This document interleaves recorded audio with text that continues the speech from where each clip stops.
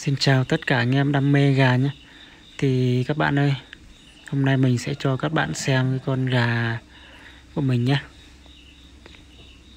Con này của mình thì theo bản thân mình nhìn thì cũng rất đẹp rồi, nhưng mà mỗi cái nó gáy không được hai mấy. Với lại hai cái lông đuôi kia mình mùa này nó đang thay lông cho nên là rụng mất rồi, nhìn nó không đẹp mấy.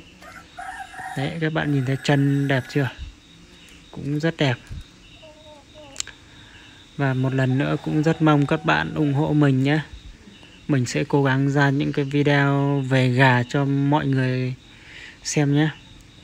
Rất mong các bạn ủng hộ kênh của mình.